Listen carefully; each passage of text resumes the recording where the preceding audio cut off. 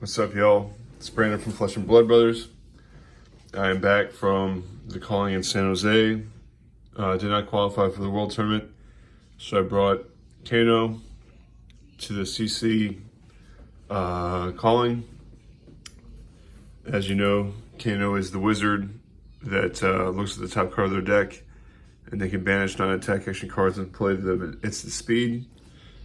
So I'm just going to get right into the list, and I'll explain more about Kano later. I also have other videos explaining the philosophy behind Kano. So this is the lean 60 card combo package. So I have two of these Aether Darts here. They cost 0, they deal 3. They also come in against Dracai because they can deal damage to any target. Two of those. Two Aether Flare.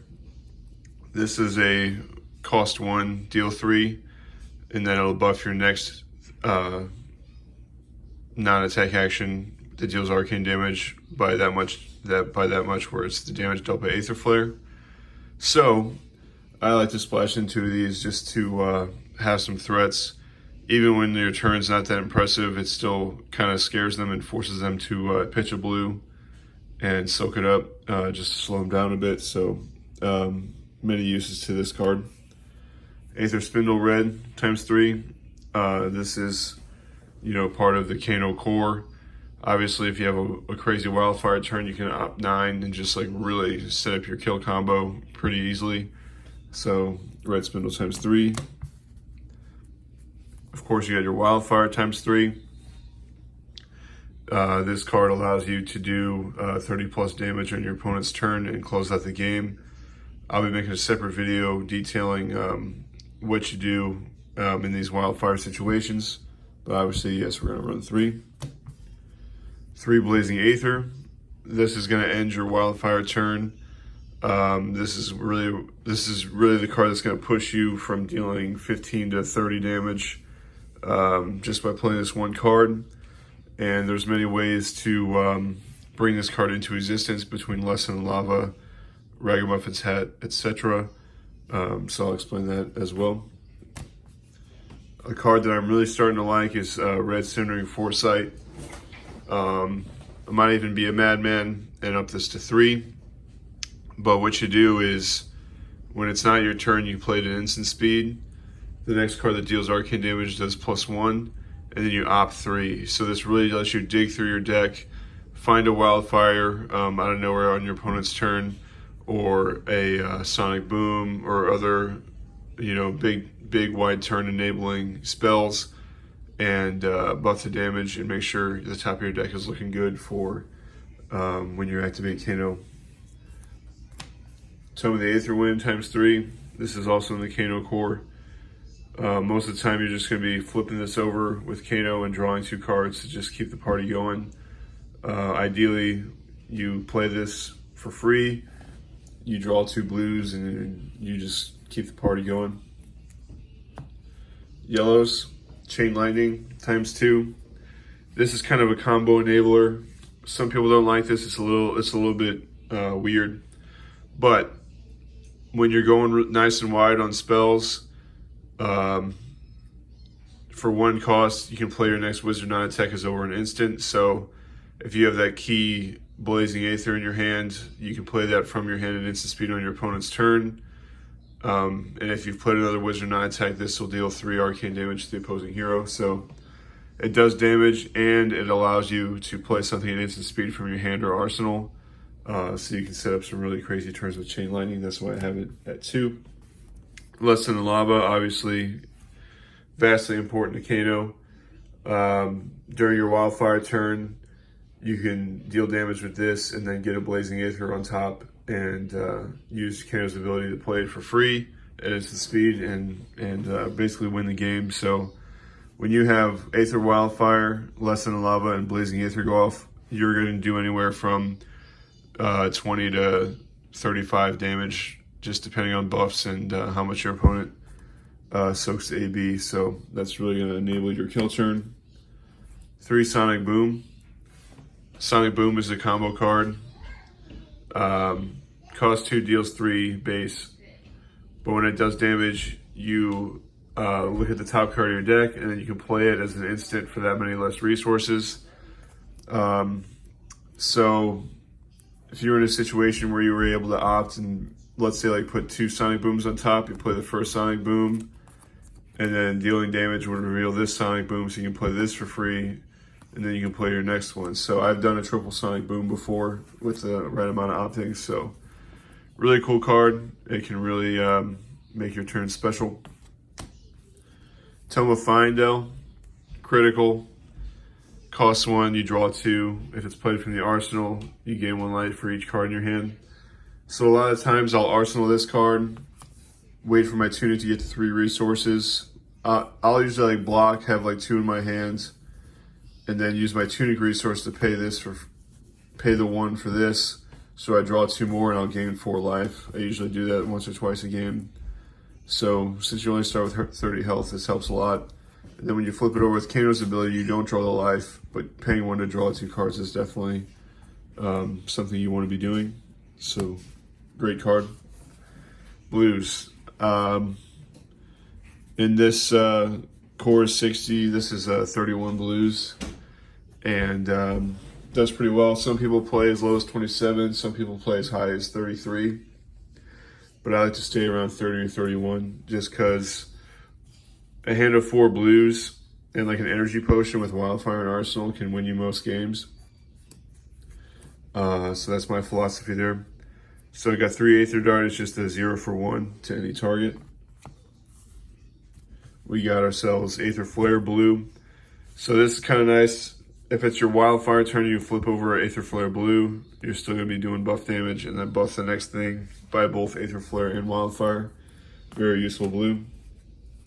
Aether Spindle, 2 for 2, but it has the opt effect, so that's why we like this blue. 3 Energy Potion. Energy Potion is crazy in this deck. Like I said, with 4 blues in your hand and an Energy Potion,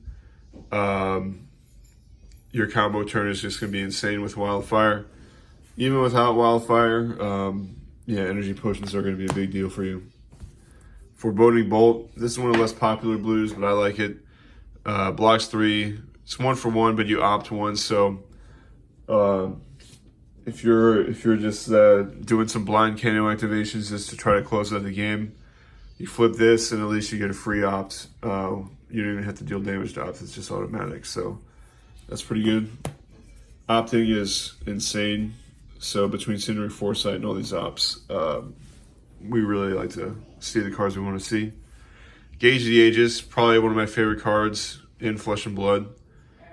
You're going to opt 2, and then if you put another Wizard non-attack, it goes back in your hand. So if you're doing Kano things and then like your second flip is a Gauge the Ages, then cool, I'll opt 2, and then this will go in my hand, and now you can pitch this to Kano activate. So you can do some really nutty plays with Gauge the Ages.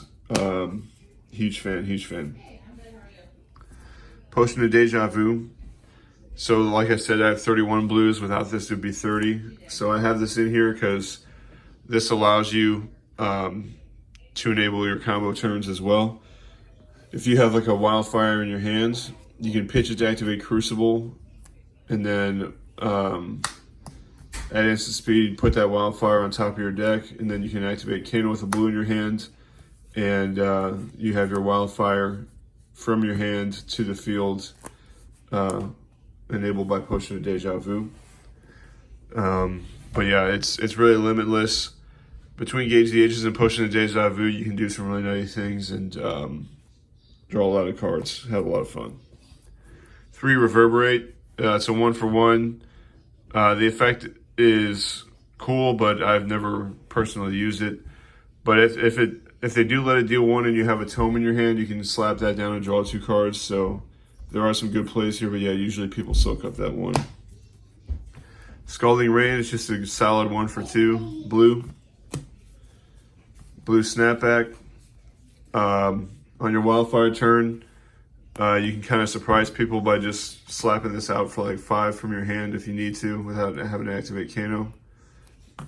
And then Zap, just another 0 for 1, blue block 3.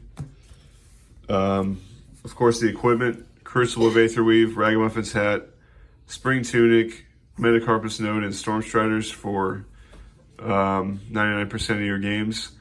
Ragamuffin's hat is really, really good.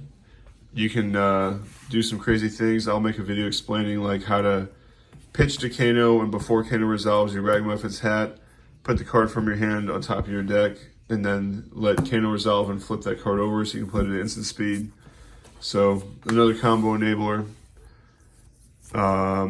Spring Tunic, of course, the free resource. Metacarpus Node to pump your Wildfire and other spells during your combo turn. And of course, Storm Striders to play at instant speed. And then Waning Moon and Constellas come in against certain matchups. All through the calling, I used Crucible the whole time. I never had the Wizard Mirror, but this is really good for the Wizard Mirror. So that's in the sideboard there. And now the rest of the sideboard, I have a third Aether Dart for Dromai to target dragons. When I play into higher AB and Guardians and people who might be running Oasis Respite, I have 2 Stir the Aetherwinds and 2 Voltic Bolt reds. So this is going to let you play your next wizard at an instant, and it'll do that much Arcane +3. So very powerful, very strong. And then Voltic Bolt is a solid 2 for 5. So those will come in during the higher AB matchups. I got 2 Dampens specifically to target Thamai in the Dromai matchup. This only comes in the Dromai matchup for real. In the Wizard Mirror, I might consider this. 3 Singe to deal with those pesky Ashwings. And also, fun fact, if you do Crucible on this, it'll deal 2 arcane damage to the hero and 2 arcane damage up to 3 target allies. So you can deal 2 damage to Dromai and clear out Kyloria and other 2 health dragons. Pretty cool. And then I also have 3 Singe Blue that come in versus the Dromai matchup. So, all in all, I had a lot of fun. Lots of games where I was able to do a 30+ damage kill turn. So Dynasty is going to bring us a few things. I do like Mind Warp Yellow, and the Voltic Bolts will be replaced by the new 2 for 5 that creates a Ponder token. So just some side grades for Kano, but it's just a lot of fun comboing off. So that's purely the deck list, and I'll see you in another video explaining key tips and tricks using Gauge the Ages, Ragamuffin's hat, and other things to set up your combo turns. So hope you enjoy this list, and I'll see you in the next video.